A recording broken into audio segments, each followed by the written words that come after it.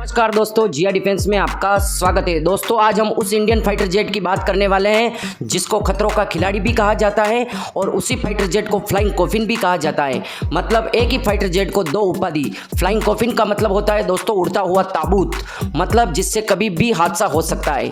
दोस्तों उस fighter jet का नाम है MiG-21 फाइटर जेट और ये फाइटर जेट हमने रशिया से खरीदा था। दोस्तों कुछ समय पहले राजस्थान के बाड़मेर में भारतीय वायुसेना का एक लड़ाकू विमान MiG-21 गुरुवार रात को हादसे का शिकार हो गया। इस हादसे में भारतीय वायुसेना के दोनों पायलट ने अपनी जान गंवा दी और दोस्तों इससे कुछ समय बाद इसी फाइटर जेट ने राजस्थान में एक घर के ऊपर गिर गया। उस हादसे में दोनों पायलट तो बच गए पर दोस्तों उस घर की 3 महिलाओं की मौत हो गई।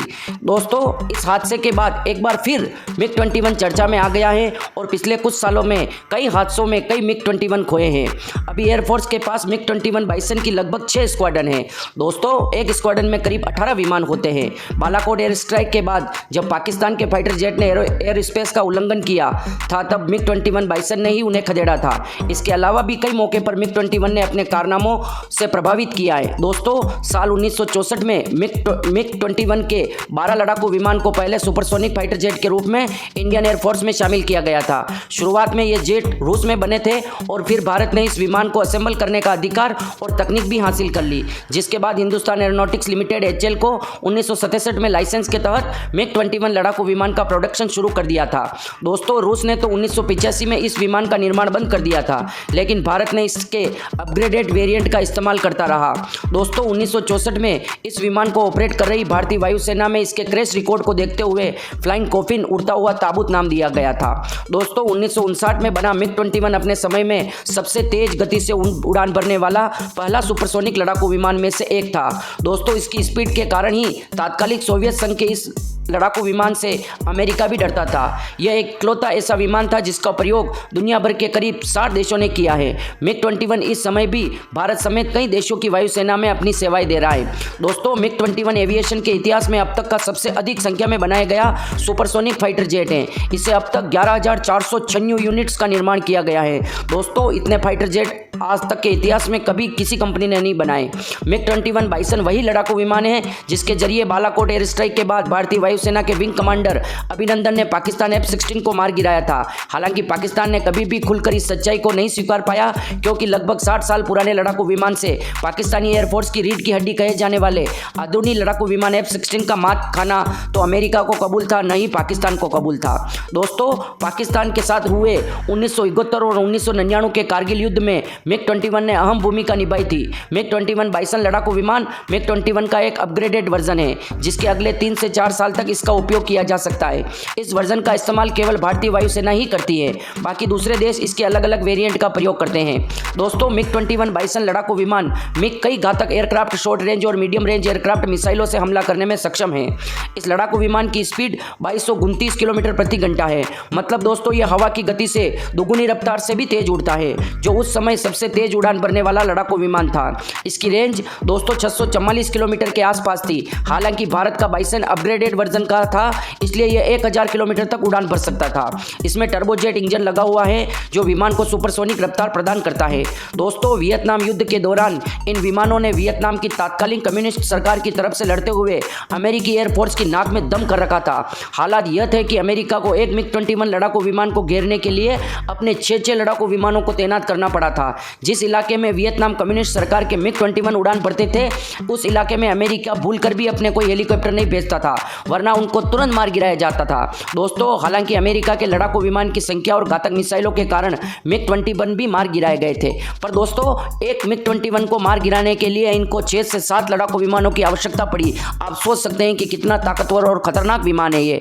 दोस्तों ये विमान 60 वर्षों से भी अधिक पुराना हो गया है, उसके बावजूद भी भारतीय वायुसेना इसका इस्तेमाल कर रही है। दोस्तों राजस्थान में दुर्घटना के कारणों की जांच चल रही है।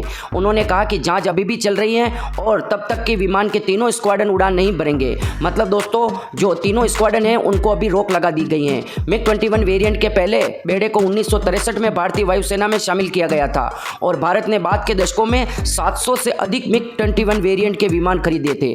दोस्तों 700 से अधिक विमान खरीदे थे। ये बहुत बड़ी बात है, मतलब इतने विमान उस समय भारतीय वायुसेना के पास थे, एक ही वेरिएंट के। दोस्तों, इंडियन एयरफोर्स को अपने पुराने लड़ाकू बेड़े को बदलने में मदद करने के लिए रक्षा मंत्रालय ने पिछले साल फरवरी में 83 तेजस लड़ाकू विमान की खरीद के लिए हिंदुस्तान एरोनॉटिक्स लिमिटेड HAL के साथ 48,000 करोड़ का सौदा किया है। दोस्तों, इंडियन एयरफोर्स ने 114 मल्टीरोल फाइटर जेट एयरक्राफ्ट खरीदने की प्रक्रिया भी तेज कर दी है। 1960 के दशक की शुरुआत में वायुसेना में शामिल किए जाने के बाद अभी तक दोस्तों 400 MiG-21 विमान हादसे का शिकार हो चुके हैं। दोस्तों, भारतीय वायुसेना में केवल 3 MiG-21 स्क्वाड्रन काम कर रहे हैं और उन सभी को 2025 की शुरुआत में चरणबद्ध तरीके से हटा दिया जाएगा।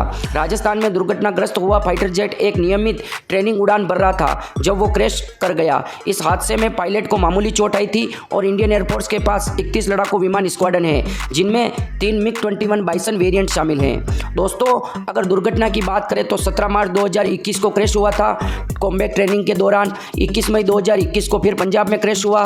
25 अगस्त 2021 को राजस्थान के बाड़मेर में क्रैश हुआ। 24 दिसंबर 2021 को जैसलमेर में क्रैश हुआ। 28 जुलाई 2022 को बाड़मेर में क्रैश हुआ।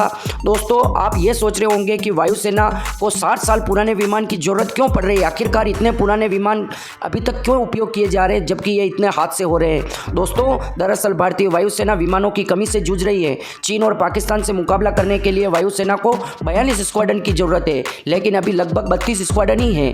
पिछले साल रक्षा मंत्रालय की संसदीय समिति की रिपोर्ट आई थी। इस रिपोर्ट में बताया गया था कि 42 स्क्वाड्रन की जरूरत है, लेकिन इसमें कम आने वाले सालों में पुराने विमान भी रिटायर हो जाएंगे, जिसमें स्क्वाड्रन कम हो जाएगी। दोस्तों, इस समय भारतीय वायुसेना के पास 21 MiG-21 की 3 स्क्वाड्रन है। एक स्क्वाड्रन में 16 से 18 विमान होते हैं। ये दोस्तों आपको मैंने पहला ही बता दिया था। कुल मिलाकर वायुसेना के पास लगभग 50 MiG-21 विमान है। वायुसेना से 3 साल में MiG-21 स्क्वाड्रन को फेज आउट कर दिया जाएगा। 42 की बजाय 31 स्क्वाड्रन है, यानी करीब 160 से 180 विमानों की पहले से ही कमी चल रही है। दोस्तों, हमारे को 114 मल्टीरोल एयरक्राफ्ट तो और खरीदने हैं, जो दोस्तों 5th जनरेशन के हो सकते हैं या वो 4.5 जनरेशन के हो सकते हैं, मतलब मीडियम मल्टीरोल एयरक्राफ्ट की आवश्यकता है। और भारत को 2 फ्रंट वार का खतरा भी है, इसलिए दोस्तों भारत को 42 स्क्वाड्रन तो पूरी करनी ही है किसी भी हालत में। दोस्तों, 4 जनवरी 2019 को संसद में राफेल डील पर चर्चा के दौरान तात्कालिक रक्षा मंत्री निर्मला सीतारमण ने बताया था कि चीन ने 2004 और 2015 तक 400 लड़ाकू विमान जोड़े हैं। वहीं पाकिस्तान ने भी F-16 की संख्या दोगुनी की थी, 43 JF-17 को शामिल किया था। उन्होंने बताया था कि 2004 में भारतीय वायुसेना के पास जहां 40 स्क्वाड्रन थे, वहीं 2015 तक इसकी संख्या घटकर 33 हो गई। मतलब दोस्तों, हमारे दुश्मनों के पास तो फाइटर जेट की स्क्वाड्रन बढ़ रही है, चाहे पाकिस्तान हो और चाहे चाइना हो। चाइना ने दोस्तों अभी तक 400 फाइटर जेट अपनी वायुसेना में शामिल कर दिया है दोस्तों, और अभी तक हमारे को वायुसेना फाइटर जेट जोड़ने हमने केवल 36 राफेल खरीदे हैं। हमारे को अभी भी दोस्तों 300 से 400 फाइटर जेट की आवश्यकता है। और दोस्तों, लास्ट में मैं आपको इतना बता देना चाहता हूं कि इस MiG-21 फाइटर जेट में कारगिल युद्ध में तो धमाल मचा ही था, और दोस्तों इसने 1971 में इतना जबरदस्त कहर बरपाया पाकिस्तानी सेना पर कि उनके टैंक को तंबू बनाकर पिघला दिया। जी हाँ दोस्तों, कुलदीप सिंह चांदपुरी जो उस समय राजस्थान में तैनात थे, हमारी भारतीय सेना और दूसरी तरफ बांग्लादेश की तरफ हमारी सेना लड़ रही थी, तो मौका पाकर पाकिस्तानी सेना ने हमारे जो 400-500 सैनिक थे उन पर हमला कर 4-5 हज़ार सैनिकों को लेकर हमला कर दिया था। पर दोस्तों, हमारे कर्नल साहब कुलदीप सिंह चांदपुरी की बुद्धिमानी के चलते उन्होंने वायुसेना के लिए सुबह तक उनको पाकिस्तानियों को रोक रखा, माइंस बिछाकर, एंटी टैंक माइंस से बिछाकर। उसके बाद दोस्तों सुबह की भोर अवस्था में सूर्य की पहली किरण के साथ MiG-21 फाइटर जेटों ने ऐसा कहर बरपाया कि मतलब दोस्तों पाकिस्तानी सेना के कर्नल के कंकाल बना दिए और उनके टैंकों को तंबू बना दिया, और दोस्तों ऐसे पिघला दिया जैसे कोई घी पिघल रहा हो। इस प्रकार से हालत कर दी। और अभी भी दोस्तों आप राजस्थान के किसी भी छावनी में जाकर देख सकते हैं, उन टैंकों को प्रदर्शनी के तौर पर रखा हुआ है, और पाकिस्तान ज़्यादा फड़फड़ करता है उस समय किसी भी पाकिस्तानी को वो फोटो बेचकर दिखाया जा सकता है कि किस तरह हमने आपके टैंकों को तंबू बनाया था इस 60 साल पुराने MiG-21 फाइटर जेट से। तो दोस्तों अब इस फाइटर जेट को अलविदा कहने का समय आ गया है। भारतीय वायुसेना ने तीनों स्क्वाड्रन पर बैन लगा दी है। अब यह फाइटर जेट नहीं उड़ेगा, पर जब भी ये रिटायर होगा हम इसके ऊपर एक और वीडियो बनाएंगे। इस वीडियो को दोस्तों ज़्यादा से ज़्यादा लाइक करो, शेयर करो और सब्सक्राइब करो, और इतना फैलाओ कि पाकिस्तान और चाइना तक ये वीडियो जाए और उनकी रूह कांप जाए कि इस प्रकार के फाइटर जेट को हमारे महारथियों ने उड़ाया था। जय हिंद, जय भारत।